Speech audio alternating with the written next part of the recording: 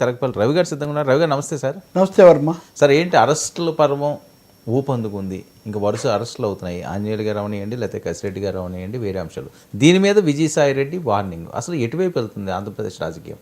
అరెస్ట్ల వైపు. మీరు మొదట చెప్పిందాన్ని మీకు వర్తింపజేసుకోవచ్చు ఆ మాట. అంటే విజయసాయి రెడ్డిదేమో ఇంకొంచెం డిఫరెంట్. రాజ్ కసిరెడ్డి అరెస్టు తర్వాత ఇప్పుడు పిఎస్ఆర్ సీతారామన్ ఆయన అరెస్ట్ చేశారు. ఇంకా ఈ పోస్టులు వీటి విషయంలో అరెస్టులు అయిన వాళ్ళు కూడా చాలామంది ఉన్నారు వాస్తవానికి. సో ఈ నేపథ్యంలో విజయసాయి రెడ్డి కొద్ది రోజుల కిందట 5-6 రోజుల కిందట హాజరయ్యి అప్పుడు చెప్పేశాడు ఆయన, మా ఇంట్లో ఈ సమాంతనాలు జరిగాయి, లాబీ జరిగింది, వాళ్ళు చెప్పిన ప్రకారం నేను 100 కోట్లు కేసిరెడ్డి కసిరెడ్డి అంటే కేసిరెడ్డికి నేను ఇప్పించాను, అదే అరవిందో నుంచి నేను ఇప్పించాను. ఆ తర్వాత వాళ్ళు అవి కట్టేశారు. ఆడాన్ అనే కంపెనీతో వాళ్ళు వ్యాపారం చేసే ఫ్లోట్ చేసి ఏదో చేశారు. ఇవన్నీ కూడా ఆయన దాదాపు చెప్పేశారు. అంటే స్కామ్ వివరాలు ఏంటి, ఎవరు బాధ్యులు అంటే స్కామ్ మాట నాకు తెలియదు, దాని గురించి నేనేం చెప్పను. అంటే ఇంకేదో సామెత చెప్పినట్టుగా వర్మగారు అక్కడ ఉన్నాడని నేనెందుకు చెప్తాను అన్నట్టుగా ఆయన అన్ని విషయాలు చెప్పేశాడు. వాస్తవంగా ఏదో జరిగింది తెర వెనుక, దీనికోసం డబ్బులు సమకూర్చాము, మనుషులను కూడా మేము పెట్టాము. పోనీ రాజ్ కసిరెడ్డి తెలివైన క్రిమినల్, నేరస్తుడే కాదు తెలివైన వాడు కూడా అని అంటే మీరు ఎందుకు చేశారంటే అది బహుశా తనను తాను కాపాడుకోవడానికి ఆ వాక్యం వాడినట్టుగా ఉన్నాడు. వేరే వాళ్ళు ఎవరైనా ఆదేశిస్తే మీరు ఇవన్నీ చేశారని నేను 1-2 సార్లు అడిగినా కానీ లేదు నాకెవరు చెప్పలేదు, మా ఇంట్లో సమావేశమైన వాళ్ళే చెప్పిందాన్ని బట్టి నేను చేశాను. వాళ్ళ ఇంట్లో సమావేశం అవుతారా? ఇప్పుడు వీళ్ళు పార్లమెంట్ సభ్యులు చాలా సామాన్యులు కాదు కదా, ఆడిటర్లు, ఏటులు, ఆర్థిక వ్యవహారాలు అన్నీ తెలిసిన వాళ్ళు. ఇప్పుడేదో చాలా సాధారణమైన మనుషుల్లాగా ఏదో మా ఇంట్లో సమావేశమైంది, అడిగాక 100 కోట్లు ఇప్పించాను, వాళ్ళు వ్యాపారం చేశారు కానీ ఏమైందో తెలియదు ఇదంతా. కాబట్టి ఒకటే, పోలీస్ అధికారులు ఇంతకుముందు జగన్ ఉన్నప్పుడు అరెస్ట్ చేసిన వాళ్ళను చంద్రబాబు పేరు చెప్పమని అడిగేవాళ్ళు అంటున్నారు. ఇప్పుడు అరెస్ట్ చేసినప్పుడు జగన్ పేరు దాకా వెళ్తుందా లేదా, తాడేపల్లి ప్యాలెస్ దాకా వెళ్తుందా లేదా, ఇదేం పెద్ద ఊహించడానికి పెద్ద అవసరం లేదు. విజయసాయి రెడ్డి ఆ పేరు చెప్పడానికి సిద్ధంగా లేనట్టుగా ఉన్నారు. మిగిలినవన్నీ కూడా ఆయన చెప్తున్నారు. రాజ్ కసిరెడ్డి మొన్న మిథున్ రెడ్డి కూడా హాజరయ్యారు. ఇందులో నెంబర్ 2 ఈ నెంబర్ 2 ఎవరంటే పెద్దిరెడ్డి రామచంద్రారెడ్డి కుటుంబం అన్నది ఈ ప్రభుత్వం బిల్డప్ చేస్తున్న కేసులా కనిపిస్తుంది. మనకు వచ్చే లీక్లు ఇవన్నీ చూసినప్పుడు మిథున్ రెడ్డి హాజరయ్యాడు కానీ ఆయన మీడియాకి ఏం చెప్పలేదు, ఎదురుదాడి చేశారు, మా మీద కేసులన్నీ పెడుతున్నారు, విచారణకైతే నేను సహకరిస్తాను అంటే ఎవరి పాత్ర వాళ్ళకి కాషస్గా నిర్వహిస్తున్నారు. ఆ దశలో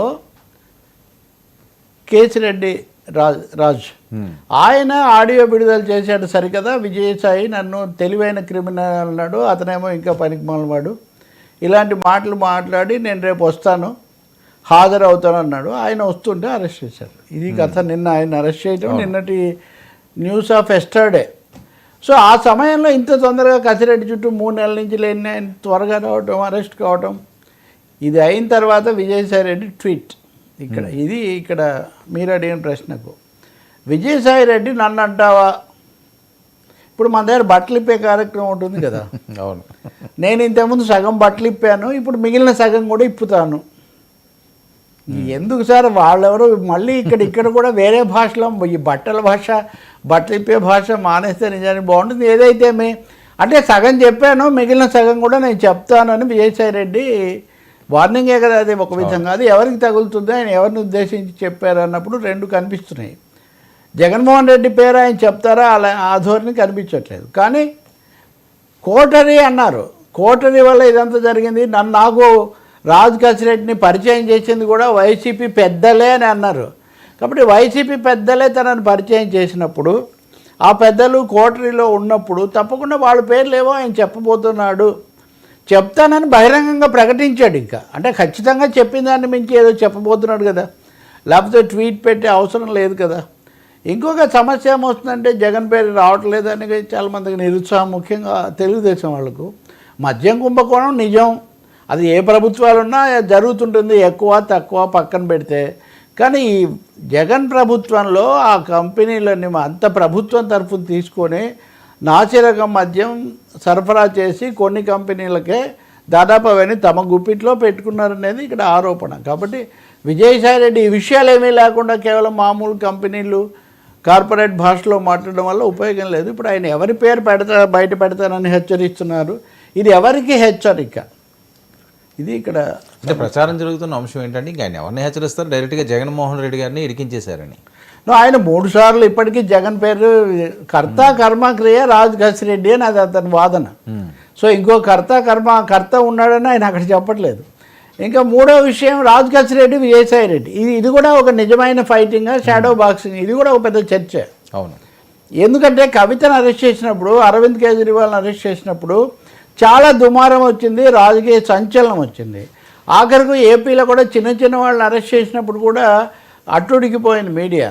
కానీ రాజకేశ్ రెడ్డిని అరెస్ట్ చేసినా, అంతకుముందు విజయసాయి రెడ్డి వెళ్ళినా, మిథున్ రెడ్డి వచ్చి వెళ్ళినా, ఇది చాలా సాఫీగా మామూలు వ్యవహారంలాగా సాగిపోతూ ఉంది. అవును.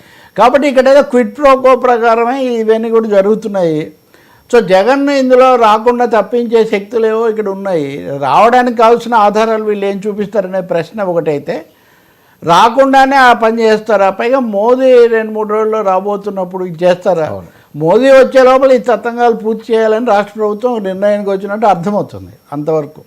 కానీ జగన్ దాకా ఎక్స్టెండ్ అవుతుందా అన్నది కూడా ఒక పెద్ద ప్రశ్న. రెండవది, చంద్రబాబు అరెస్ట్ కేసు కూడా చూసిన తర్వాత బహుశా ప్రభుత్వాలు, పోలీసులు, న్యాయవాదులు అంత హడావుడి పడకపోవచ్చు ఆధారాలు వీటన్నిటి కోసం. కానీ ఇంకోటి చెప్తాను నేను నీకు, ఇప్పుడే కనుక నిజంగా జగన్ ఈ కేసులో అరెస్ట్ చేస్తే వాళ్ళు తప్పకుండా పండగ చేసుకుంటారు.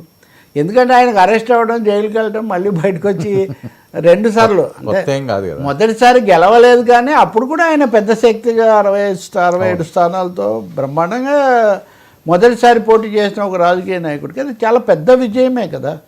కాబట్టి ఇప్పుడు నిజానికి వైసీపీ వాళ్ళు ఏదైనా జరిగితే బాగుండు అనుకుంటున్నారు. వీళ్ళందరినీ కాకుండా ఇప్పుడు కనుక జగన్ను నిజంగా అరెస్ట్ చేస్తే దాన్ని వాళ్ళు రాజకీయ పొలిటికల్ అడ్వాంటేజ్ కోసం, మైలేజ్ కోసం ఉపయోగించుకునే అవకాశం చాలా ఎక్కువగా ఉంది. సో కాబట్టే ఇప్పుడు ఇంకా వేరే కూడా ఉన్నాయనుకోండి అరెస్టులు.